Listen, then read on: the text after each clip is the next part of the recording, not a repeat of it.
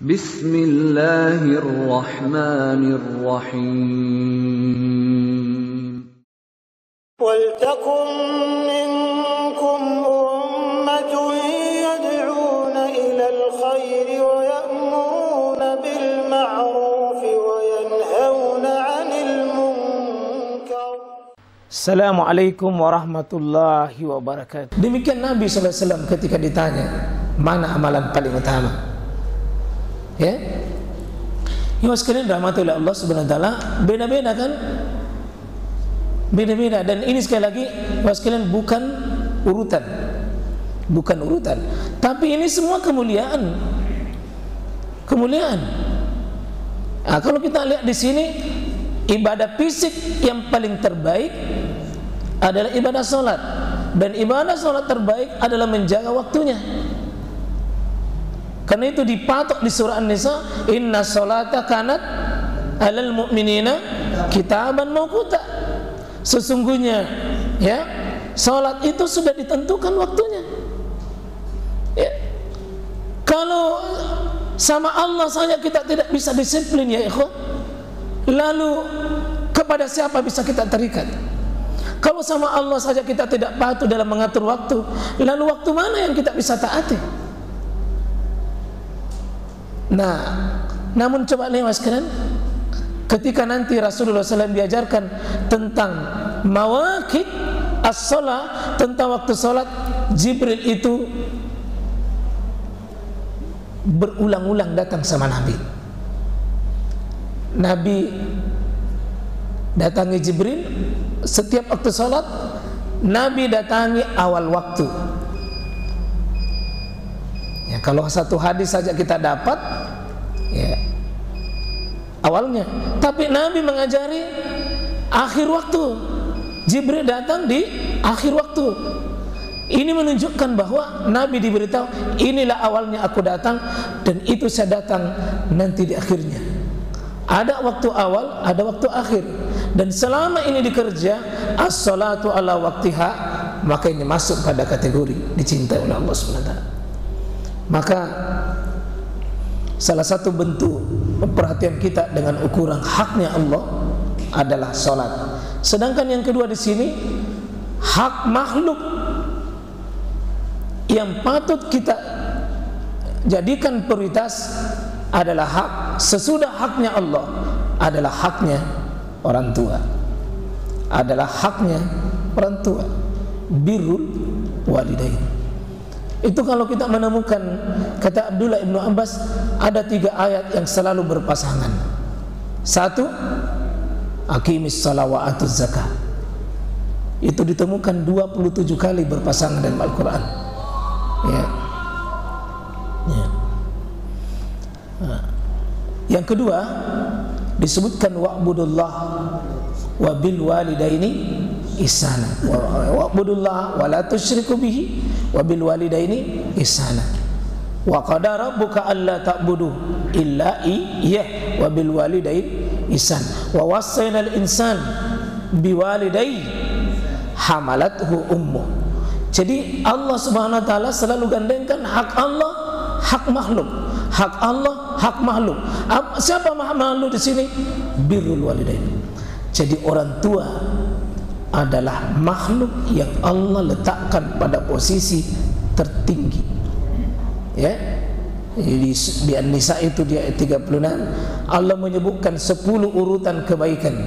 Wa'budullaha wa la tusyriku bihi syai'a wa bil walidaini ihsana wa zil qurba wal yatama wal masakin wal jari zil qurba wa zari zil jum as-sahibil jambi wa bin sabil wa ma malakat aymanukum, dan seterusnya kan disebutkan.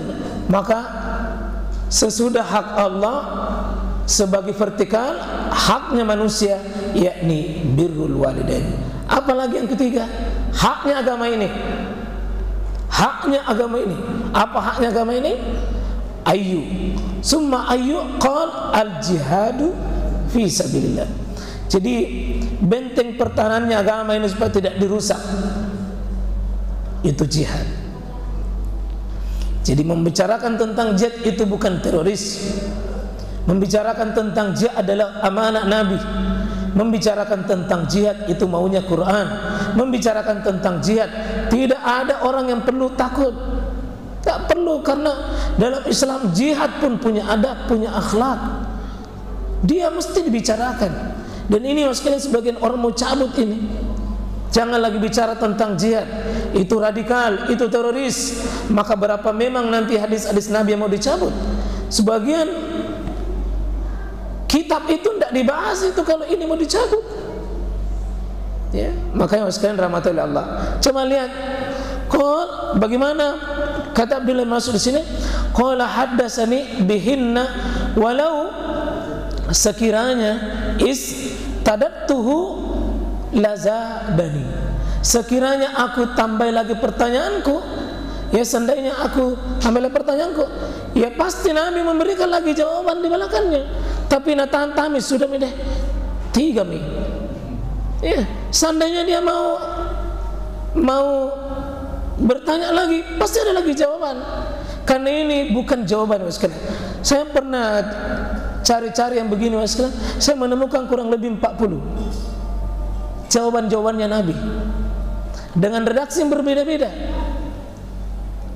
Karena itu jangan diurutkan begini. Amalan itu, sekalian, ada yang ditulis oleh Syekh Imam Ibn Rajab Al-Hambali. Beliau menulis begini, membagi amalan itu dalam kitab Beradab Beramal. Perhatikan ya, likulli zaman waktiha, likulli waktiha amal. Di setiap waktu itu ada amalan paling prioritas, dan di setiap orang ada amalan yang paling pas. Ada amalan bagus, tapi kalau bukan waktunya dan bukan tempatnya, tidak bagus. Contoh, siapa yang mengatakan bahwa puasa itu jelek? Semua orang mengatakan puasa itu baik. Nabi mengatakan siyamu yaumi Arafah, berpuasa pada hari Arafah, yukaffiru sanatain, akan digugurkan dosa 2 tahun, al-madi wal mustaqbal, 1 tahun yang lalu, 1 tahun yang akan datang. Itu berpuasa pada hari Arafah, digugurkan dosa 2 tahun. Tapi ketahui sekalian, orang yang ada di Arafah, yang sedang berzikir dan sedang berdoa, itu dilarang berpuasa. Makruh hukumnya berpuasa pada hari itu. Berpuasa itu paling afdal. Inilah puasa paling afdal sekali setahun. Paling afdal. Karena yukaffiru sanatain, menggugurkan dosa 2 tahun. Tapi Nabi tidak kehendaki berpuasa orang haji pada saat di Arafah. Kenapa? Ada prioritas lain yang cocok bagi dia. Fokus ke berzikir, fokus ke berdoa, fokus mempersiapkan tenaga. Karena sebentar lagi dari Arafah kita akan menuju Musdalifah. Butuh energi, butuh tenaga yang menjadi bagian daripada wajibnya rangkaian perjalanan haji ini. Apa hikmah di situ sekarang? Jangan pukul rata setiap orang. Amalan itu afdal pada setiap orang. Coba lihat cerdasnya Nabi mengatakan, ya Rasulullah, ayul waktu fi salatil lail, mana waktu paling afdal untuk salat malam? Abu Bakar kan kebiasaannya salat malam itu sebelum tidur. Umar itu di akhir malam. Tapi Nabi memuji dua-duanya. Dipuji Abu Bakar, dipuji Tong Umar. Tidak ada yang disalahkan. Karena sekalian, mari kita cerdas. Jangan memiliki kebiasaan langsung menyalahkan orang kalau kita tidak paham apa maksudnya. Tolong jangan dibiasakan kebiasaan itu. Langsung memvonis setiap orang. Sekalian coba, antum bagus itu berpuasa, tapi kalau ada tamu tak, ada acara tak, ada agenda tak, kalau mungkin berpuasa, coba bayangkan kalau antum berbuka, antum berpuasa, lalu ada tamu tak, suruh makan, kita tidak makan, gimana perasaan itu tamu tak? Coba lihat dialognya itu Salman Al-Farisi dengan sebagian sahabat. Ada yang satu tidak mau salat malam, yang satu suka salat malam. Apakah dicela yang tidak salat malam? Tidak. Karena itu sekalian, melalui hadis ini diajarkan kita cerdas menyikapi Ayul amal afdal, mana yang paling afdal. Kalau kita baca hadis lain kan, mana amalan yang paling disukai oleh Nabi SAW? Adwamuha wa in qalla. Amalan yang paling disukai oleh Nabi, amalan yang continue, biar sedikit, tapi continue. Itu paling ahabbu ilallah. Ya. Biar sedikit tapi disukai oleh Allah. Maka insyaallah sekalian, amalan orang kaya yang paling afdal, paling kaya orang kaya paling afdal bersedekah. Tolong dipahami sekalian. Amalan ahli ilmu yang paling utama membagi ilmu pada waktunya. Ya sesuai dengan kondisinya, sesuai dengan kebutuhannya. Ya. Insyaallah. Kalau sementara ceramah begini, ayu abdal amal, mana amalan paling utama adalah mustami'ud dakwah, menjadi pendengar dakwah, bukan mengaji. Karena ada seorang ceramah mundur ke di belakang mengaji. Ini tanda ketidakpahamnya tentang sebuah masalah. Ya. Kalau masuk masjid, azan, amalan paling utama jawab azan. Kecuali pada hari Jumat langsung sholat.